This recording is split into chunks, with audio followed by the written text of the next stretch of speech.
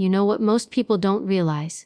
Sometimes, the most powerful thing you can do is walk away. Not out of anger, not to prove a point, but because you finally understand your value. You see, when you stop chasing, when you stop explaining, when you stop trying to be understood, something shifts. People start to feel your absence. They start to notice the silence you leave behind. We spend so much of our lives trying to be seen, trying to be chosen, trying to be enough for people who would never do the same for us. But what if, instead, you pulled your energy back? What if you gave that same attention, that same care, to yourself? This isn't about revenge. It's about respect. It's about realizing that your worth doesn't come from being available. It comes from being rare. Because when you step back, when you let people miss your energy, your presence, your peace, everything begins to change. So today, I want to show you the power in silence, the strength in absence, and why sometimes the best way to make people see your value is to stop standing in front of them proving it. Silence is one of the most powerful tools you can ever learn to use. Yet it's also one of the hardest. Most people think strength comes from speaking up, defending themselves, or proving their point. But real strength, the kind that commands respect, comes from restraint. It comes from being able to hold your composure when every part of you wants to react. When someone disrespects you, misunderstands you, or tries to trigger you, your silence doesn't mean you're weak. It means you've reached a level of emotional maturity that they haven't. Because anyone can react, it takes wisdom to pause. When you respond emotionally, you give people control over you. You hand them the keys to your peace. But when you stay silent, when you hold your ground without saying a word, you keep your power where it belongs with you. People will often push you just to see what you'll do. They'll provoke you, test you, or try to get a reaction out of you because your reaction gives them relevance. It feeds their ego, their need for validation, their sense of control. The moment you react, you tell them they have power over how you feel.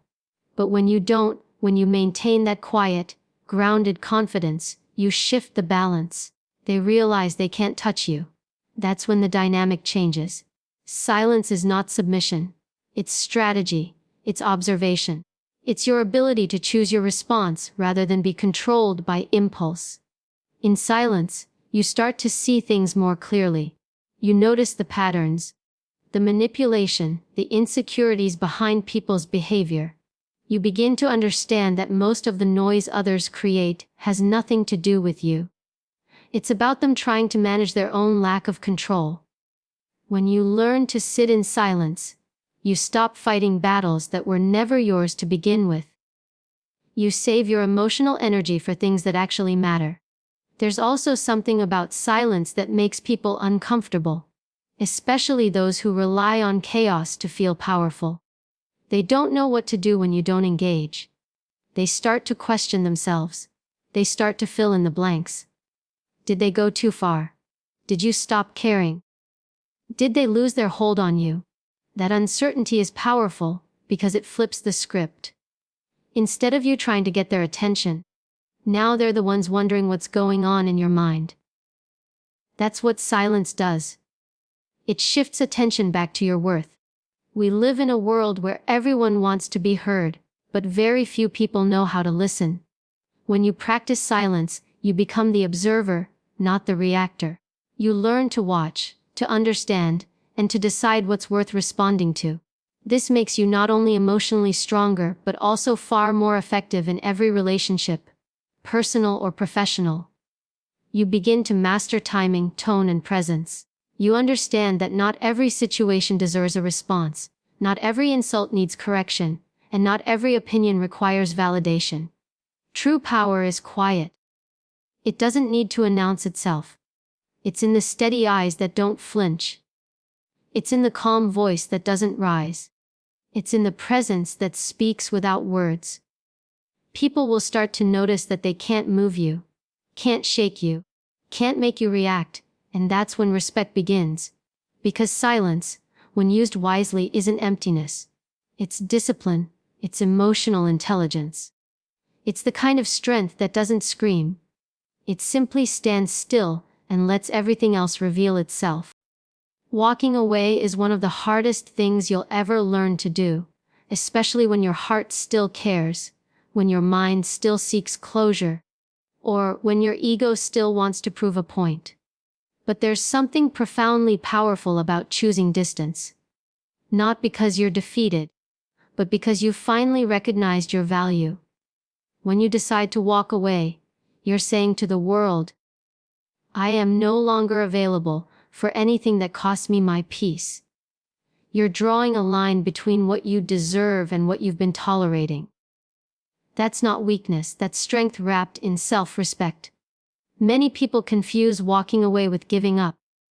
They think leaving means you didn't care enough or didn't fight hard enough. But sometimes walking away is the bravest thing you can do, because it takes courage to stop trying to fix what refuses to change. It takes self-awareness to realize when a situation, a person, or even a version of yourself no longer serves who you're becoming. Staying can often feel easier. It's familiar, even when it's painful. But growth doesn't happen in comfort zones. Growth happens the moment you decide your peace is more important than their approval. Walking away doesn't have to be dramatic. It doesn't require shouting, closure, or explanations. In fact, the quieter it is, the more powerful it becomes. Because you're not leaving to make a statement. You're leaving to protect your energy. You're not walking away to hurt them. You're walking toward yourself. That shift in intention is everything. It changes the energy behind your decisions. Instead of reacting out of anger, you're responding out of wisdom. Instead of chasing validation, you're choosing preservation. That's when your absence starts to speak louder than your presence ever could. There's something magnetic about someone who knows when to walk away. It's self-possession. It's confidence without arrogance. People start to notice that you're not easily swayed, not desperate for attention, and not willing to compromise your dignity. They feel the weight of your absence because they took your presence for granted. That's when everything begins to shift. The conversations change, the dynamics change, and suddenly, people start to realize how much of yourself you were giving just to keep things balanced. When you stop showing up where you're unappreciated, you make space for what truly deserves you. It's also important to understand that walking away doesn't mean you stop caring. You can still wish people well, still hope for their growth, but from a distance that protects your peace. Forgiveness and distance can coexist. In fact, the most mature form of love sometimes means loving someone silently, while accepting that you can't journey with them anymore. It's realizing that your healing doesn't require their understanding. You don't need them to see your worth for it to be real. You only need to see it yourself. There will always be people who try to make you feel guilty for walking away. They'll say you've changed, that you're cold, that you've given up. Let them talk. People who benefit from your boundaries will always see them as betrayal. But you'll know better. You'll know that the peace you feel in your silence, the strength you find in your solitude, and the clarity that comes from distance are far more valuable than the chaos you left behind. Walking away isn't about them. It's about you stepping fully into your power, reclaiming your energy, and remembering that your worth isn't determined by who stays. It's revealed by what you're willing to leave behind. There comes a point in your life when you realize that not everyone deserves access to your energy. You start to understand that your time, your attention, and your peace are currencies far more valuable than money. Protecting your energy means learning to separate your ego from your essence. The ego wants to prove, to win, to be right, to be seen. But your essence, your true self, simply wants peace. It doesn't need to be loud. It doesn't need validation. It just wants balance. That's why you must learn to guard your energy like it's sacred. Because it is. Every conversation you entertain, every argument you engage in, every situation you give your focus to either fuels you or drains you. The choice between the two defines the quality of your life. Too many people waste emotional energy trying to convince others of their worth. They over-explain, defend, and chase acceptance from people who will never truly see them. That's the ego leading the way, not the soul. Protecting your energy means refusing to engage in battles that don't matter. It's knowing when to step back, when to let silence speak for you, and when to choose peace over being right. It's not about apathy. It's about clarity. You start to see that not everything requires your reaction. Not every insult deserves a response. And not every invitation to chaos needs to be accepted. When you learn that, you stop bleeding energy into places that can't reciprocate it. It takes emotional discipline to protect your energy, because the world will constantly try to pull you into drama. People will project their insecurities onto you. They'll misunderstand you, twist your words, or try to provoke you. But when you operate from a place of calm awareness, you see through it all. You stop taking things personally because you understand that people act from their wounds, not their wisdom. And that realization gives you freedom. You stop reacting and start observing. You conserve your strength for things that matter. Your growth, your goals, your peace of mind.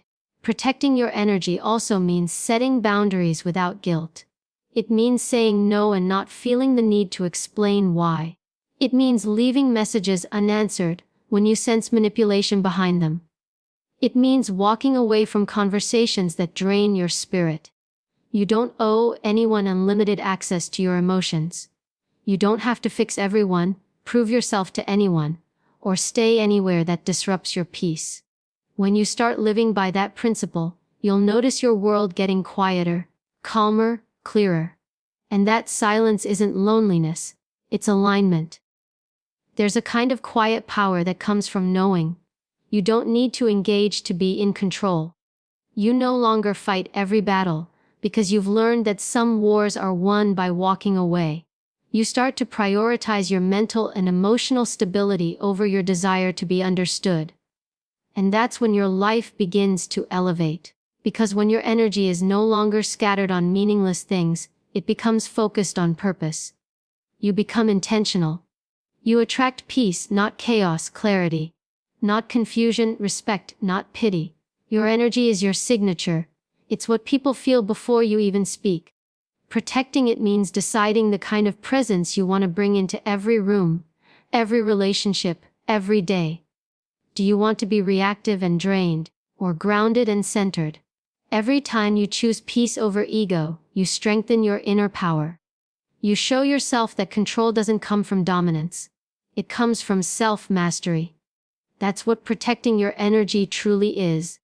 The art of knowing your worth so deeply that you refuse to waste even a single moment proving it to anyone who can't see it. Detachment isn't coldness, and it's not indifference. It's emotional clarity. It's the quiet understanding that you don't need to control people, outcomes, or perceptions to feel at peace. Most of us were taught to equate caring with holding on, to think that love means attachment, and that letting go somehow means giving up. But that's not true strength. Detachment is the act of saying, I can love you, support you, wish you well, and still not lose myself in the process. It's being connected without being consumed, aware without being affected, and present without being dependent. It's one of the highest forms of self-respect because it shows that your peace isn't negotiable. When you master detachment, you stop reacting to everything around you. You stop being controlled by emotions that rise and fall with other people's behavior. You start seeing life as it is, not as your ego wants it to be. You no longer take rejection as a reflection of your worth. You no longer chase validation to feel significant. You no longer crumble when people disappoint you, because you've built your stability from within. Detachment gives you emotional freedom. It allows you to stay calm in chaos, kind in conflict, and grounded even when things fall apart. It's not about shutting off your feelings. It's about mastering them so they no longer master you. Detachment is self-respect in motion, because it's the choice to protect your inner world, no matter what happens in your outer one. It's looking at a situation and saying, I see what's happening, but I won't let it disturb my peace. That's not weakness. That's wisdom. It's what separates those who constantly get pulled into drama from those who rise above it. The more you practice it, the more powerful it becomes. You start noticing that your reactions slow down, your patience deepens, and your perspective widens. You begin to respond instead of react. You think before speaking. You feel before deciding. And that's where maturity begins. When you stop letting temporary emotions dictate permanent decisions. People will often mistake your detachment for apathy because they're used to equating love with emotional chaos. But real love doesn't suffocate, it respects space. Real confidence doesn't chase, it attracts. Detachment teaches you that you can care deeply and still walk away peacefully. You can forgive without reconnecting. You can wish someone the best while knowing they don't belong in your life anymore. This level of peace confuses people who thrive on control because they can't manipulate what doesn't react. That's why emotional detachment is not only self-respect, it's protection. It shields you from being drained by situations that were never meant for your growth. It's not an overnight transformation. Detachment is built moment by moment. Every time you choose silence over reaction, boundaries over people pleasing, reflection over impulsiveness. It's built when you stop begging for closure and start creating it yourself. It's built when you stop fighting for attention and start giving it to yourself. It's built when you realize that you can't lose what's meant for you, and you don't need to force what isn't. That's where true peace lives. In the surrender, in the acceptance, in the quiet knowing that you are whole with, or without anyone's validation. Emotional detachment isn't about isolation. It's about preservation. It's the decision to honor your mental and emotional balance, no matter how others behave. It's what allows you to show up in life with calm confidence. To love without losing yourself, to give without resentment, and to walk away without regret. Because the moment you stop depending on others to keep you grounded, you become unstoppable. You become someone who doesn't need to prove, chase, or control, because you've already mastered the one thing that matters most, yourself. There's a profound shift that happens the moment you stop chasing. It's not just about people. It's about energy, opportunity, and self-worth. When you chase something, you're telling the universe that you don't already have it, that you need it to feel complete. That energy comes from lack, from fear, from insecurity. But when you stop chasing and start focusing on yourself, everything begins to change. You move from desperation to attraction, from needing to having, from trying to prove your value to embodying it. Because confidence doesn't chase, it attracts. It doesn't plead for attention, it commands it naturally, simply by existing in its truth. The world has taught us that success, love, and validation come from pursuit. We're told to work harder, to try more, to convince others to see our worth. But there's a difference between ambition and attachment.